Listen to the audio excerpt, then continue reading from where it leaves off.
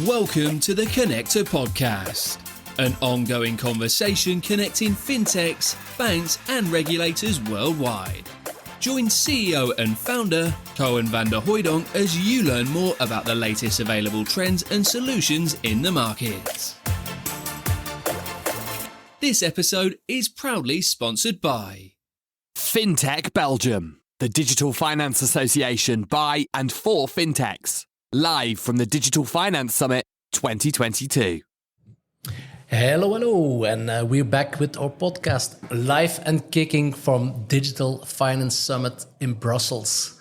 And I already had a few nice people to interview today, but now I've got Vincent with me. And Vincent has been one of the founding fathers of a company that identified trends, if I got that right.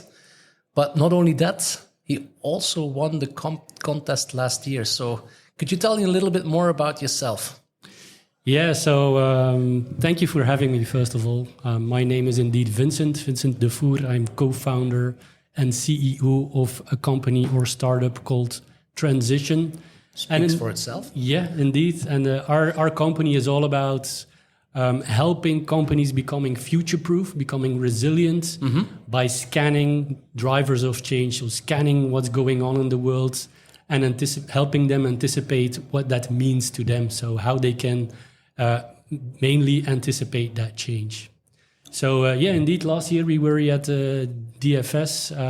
It wasn't here, it was at another location. And we won the Coup de Cœur Award, so the jury award.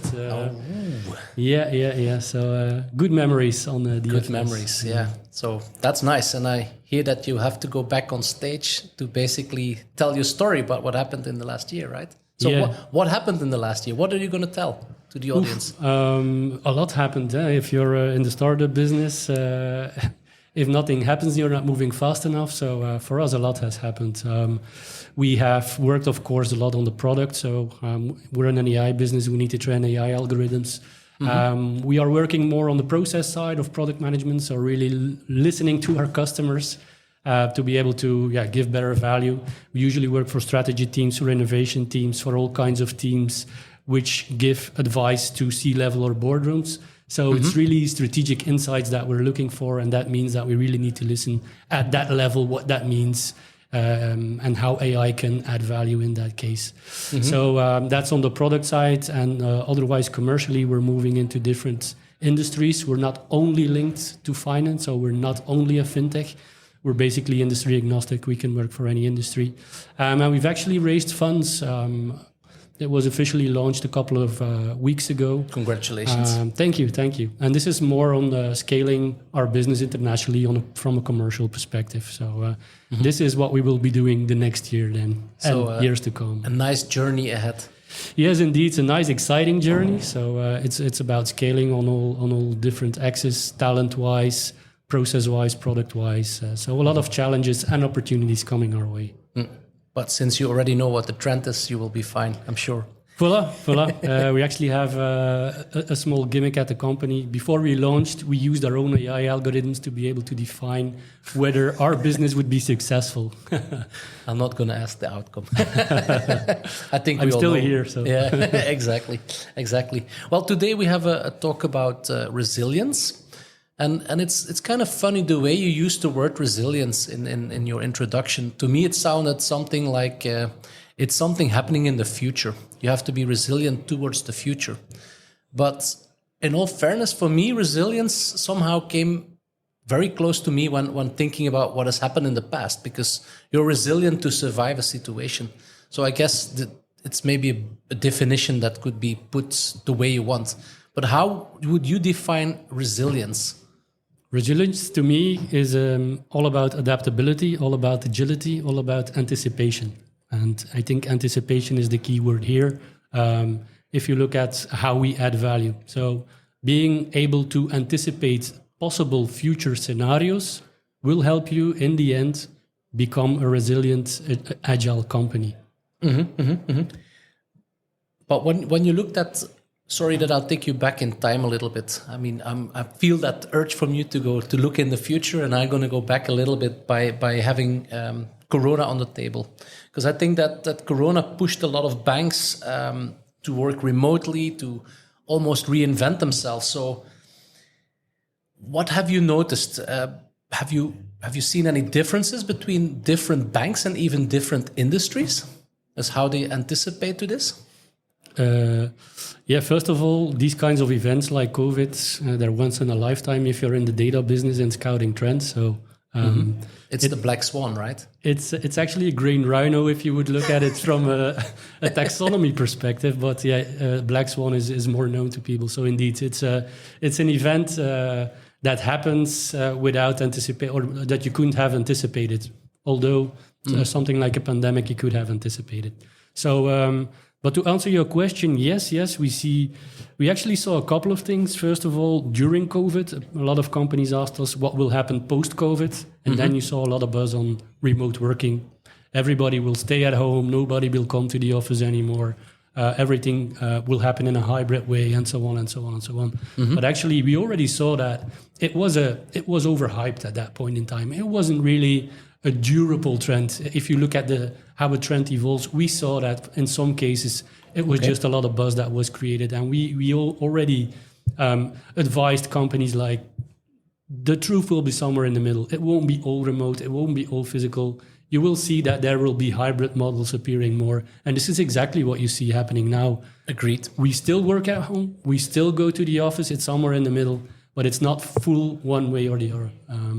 This is one thing. And maybe on the finance side then, what we saw actually was even a more acceleration of digital channels. So pushing towards digital payment, cashless payment has really accelerated the digital transformation programs of banks globally due to that change in consumer behavior. And even in insurance, which was typically not so digital, you see a lot going on with embedded insurance. So embedding insurance, digital insurance products into platforms, thinking from within an ecosystem where they supply insurance products to retailers in their platforms and so on. And especially in some parts in the world, like Southeast Asia, has really accelerated that pace. And why would that be a difference? Is that something that you also investigate or have a view on? Yeah, well, from a trend dynamic perspective, it's always the same. You see that trends evolve differently in industries and in specific regions in the world. And it all comes down back to the consumer whose behavior is changing. Okay. So if you're in a context where you have a complete society who's really digital-minded, young people with no incumbent or less incumbent processes or companies, then you see a faster acceleration toward digital. And also, of course, legislation is a big or decelerator or accelerator of that change. Yeah. And then I guess when you come into South Asia, I mean, we all know in the financial world, the Monetary Authority of Singapore, which is very progressive in terms of anticipation and collaboration with the industry. Yeah, makes sense. So, yeah, transition. I always say that wrong, I guess. With an E, yes. With transition. Transition, voila. So you identify trends. You do that by using big data, advanced analytics, AI. But can you tell us a little bit more about how does that work? And I'm not asking you to reveal the secret sauce. That's not what I'm saying. But I'm sure that the audience would be interested. Like, what are the mechanisms? What are the methods that you use to go about? Yeah. So in the core capabilities, basically, we monitor the internet. The idea is simple. If you monitor the internet, you have a pretty good idea of what's going on in real life world, because they're like communicating barrels. Even the opposite around. If you look at, you can spot something on the internet who has an impact on the real life world, and vice versa. So that's the basic thing. So yeah, you think about Google. We monitor all kinds of publicly available data sources, a lot on news, but also academic, what's happening at universities, patent databases, startup news, VC news, a lot of industry news. So think about high volume of data, about 500,000 each day that we ingest into our engine. So news articles. This is one thing. You need to be able to build your own Google, if you may.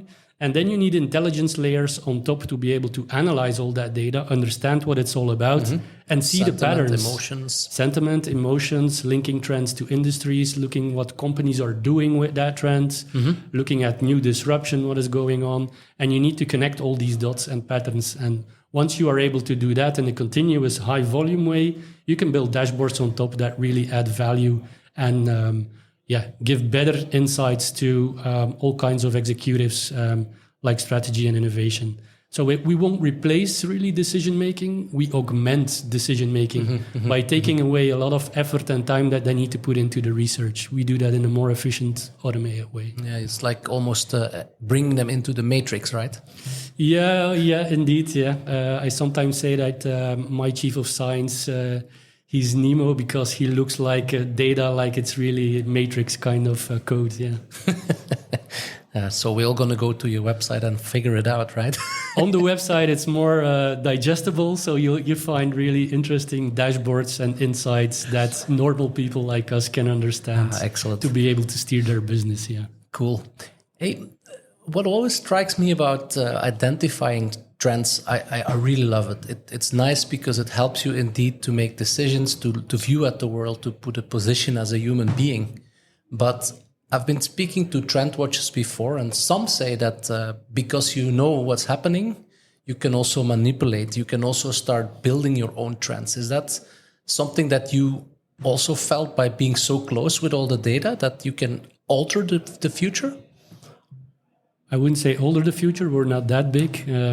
But for sure, we can see data patterns and we can see similar things in similar industries, and we always call it like spillover effects. What happens in one industry might be interesting for another industry. So at that case, we can see really the hot topics cross industry, within verticals, within specific trend domains. If every company in the world would use our insights, I could say yes, from a less ethical perspective, you could steer on what would happen. But of course, this is not what you want to do. But that's why you're scaling, right? Yeah. World domination is the next step on the agenda. Yeah. Of course. Yeah. You earlier said that you recently got some fresh money, which I think in recent times, it's literally an achievement. So therefore, a well-meant congratulations. But did you feel that it's more difficult nowadays for a startup scale-up to get fresh funding into the company, or not really? On a personal level or on a transition level, yes, you see that VCs and other types of investment funds become more conservative and they think twice before they spend their money. Valuations are lower than it would used to be. You see less exits and so on and so on. So the market is slowing down and is really preparing for cooling off for the recession that might be short or long term. We don't know. So you see that. I was hoping that you would give me the answer. Well, from all this, I don't shoot me if it's in the wrong direction. But from all the signals that we're seeing, finance and country level, and we anticipate that it won't be that long of a recession. So 1 year, 1.5 years, 2 years, something like that. Oh, that's a nice takeaway from all of us. Yeah, but in the end, you see a cooling down of VC money, and that's also why we chose for a stable Belgian partner where we know who will think with us, the project, the next steps, and is not purely in it for a time X. But is that not per definition a better way to do it? It's smart money. It's purposeful investment. Yeah, for us it was a logical next step in the maturity that we have. But I sometimes see, I don't know if it's a mistake, but you see startups really looking too fast at external money. So really US based, UK based, all kinds of global money, because there are a lot of incentives out there, right? If you're a startup and you do stuff that they find interesting, they basically come to you. So you need to be really careful about that. And you really need to choose your best partner for the phase of your startup that you're in. Would that be one of your lessons that you would say to other startups that are more earlier in the process than yourself? Or are there any other lessons to learn? No, I think that's a good lesson, especially if you're a Belgium startup. For me, it's like, let's be chauvinistic here. There is money in Belgium. There are good VCs. There is other type of money available in Belgium. Why look externally? Do it with Belgian partners, with the Belgian ecosystem, so that you can thrive and have impact on a Belgian level too. So we really feel strong as with all the founders, I'm not the only founder, that this is the best way forward in a globalized world, of course. Yeah, we'll give you also a solid base. And I think a solid base is probably the best place to start your scaling. Voila, indeed. Especially if you see with the recession coming or with some parts that will slow down on investments, a solid base is what you want to have. And maybe last question, you talked about, and I really like that gimmick that you did some trend watching on your own success. And what was in the white big glass bowl? How could you see that? What was the next steps in the next 6 months, for example? The next 6 months, I was back a couple of years ago. So what we saw was that the business that we're in is basically decision intelligence, AI-driven intelligence, all kinds of intelligence where AI can add value. Yeah, we saw an emerging trend. We saw something that wasn't really mature yet. It was like first signals, weak signals of something going on. But we saw on a global scale that this was really picking up speed. And this is exactly what we've seen the last couple of years. You see all these startups appearing within that space. I think even from Gartner, it's like their 2023, one of their biggest strategic tech trends, decision intelligence. So another gimmick is that we once did a competition, Gartner versus Trensition, because they have their hype cycle. And we ended at 0-10 for Trensition because we could make better forecasts and better predictions about trends than I think that's leaving our conversation with a blast. So if people, the listeners, would like to know more about you and your company, where do they go? Well, they go to our website, trensition.eu with an E, and there they can find everything. Or, of course, follow us on LinkedIn and to stay up to date on the daily stuff. And maybe one last more thing. What did you like the conference so far? Yes, I had a couple of good keynotes. I was myself in a panel discussion on resilience. Brilliant. I'm now going to see some other peers on the pitch battles and DFS is always like the place to be in Belgium if you're in finance and digital finance. Yeah. Good. Nice to hear that. I'm sure that DFS would like that too. And our Belgian FinTech guys and girls. Vincent, many thanks for your participation. It was a great conversation about resilience, about your company, about trends and the future of the company. So thank you very much again. Also, thank you very much to all the audience, obviously also Belgian FinTech. And please stay tuned because there's more of this nice conversations that we will share on our podcast channel. Thank you very much. Thanks for listening to another episode of the Connector Podcast. To connect and keep up to date with all the latest, head over to www.jointheconnector.com or hit subscribe via your podcast streaming platform.